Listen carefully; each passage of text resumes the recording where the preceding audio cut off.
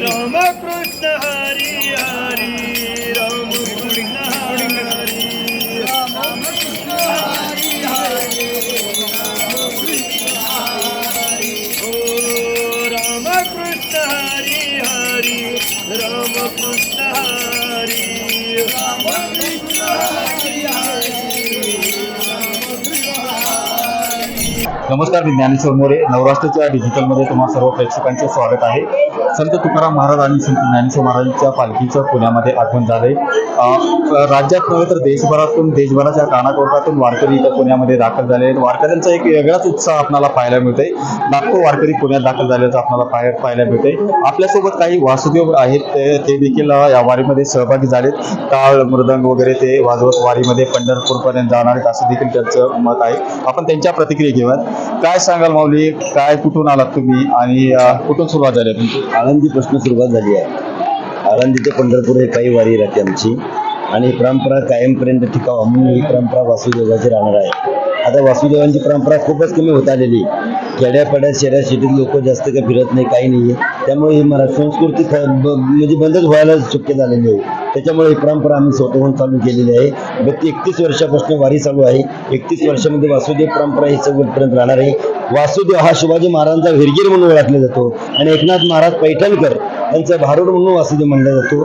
त्यामुळे पंढरपूर, आळंदी ते पंढरपूर ही वारी सतत आमची होत राहणार आहे. मराठी मुळात मराठी वासुदेव हा सतत जागा राहणार.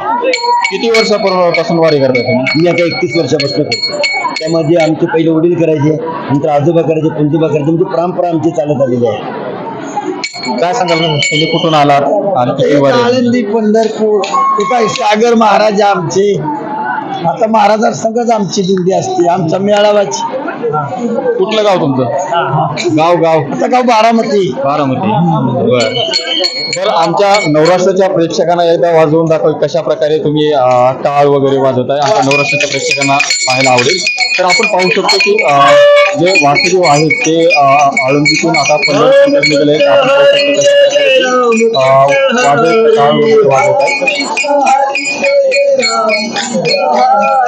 रामकृष्ण हरी जय जय रामकृष्ण हरी रामकृष्ण हरी जय जय रामकृष्ण हरी रामकृष्ण हरी जय जय रामकृष्ण हरी रामकृष्ण हरी जय जय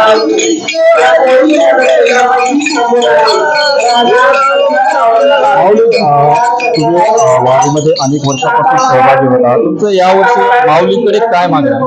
माऊलीकडे काहीच मागणं नाही. जेवढे दिंडीत लोक आले तेवढे आनंदाने वारी करून आनंदाने फक्त घरी जावं.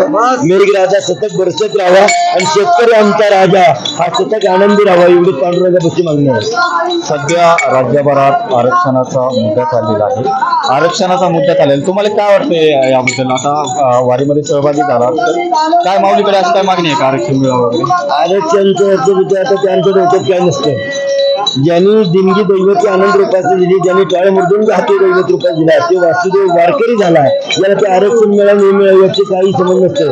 लोक काही आम्हाला काय म्हणतात, महाराज सरकारकडून तुम्हाला काय मान्य धान्य आहे का? अहो, आमचं सरकार म्हणजे पांडुरंग.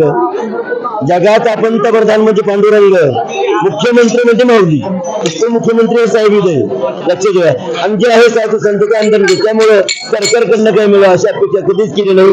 फक्त जलम आहे तोपर्यंत ही वारी सतत राहावा, आणि मराठी मुळाचा संस्कृती हा शेवटपर्यंत शिवाजी महाराजांचा काळ दैवत आनंद चिंतन रूपाची व्हावा, आणि महाराजांचा संस्कृती शेवटपर्यंत टिकावा, एवढीच पांडुरंगाच्या चरणावरती प्रार्थना असते. कोरोना काळामध्ये लॉकडाऊन पडलं असताना वासुदेव मंडळी उपास मारण्याची वेळ आली.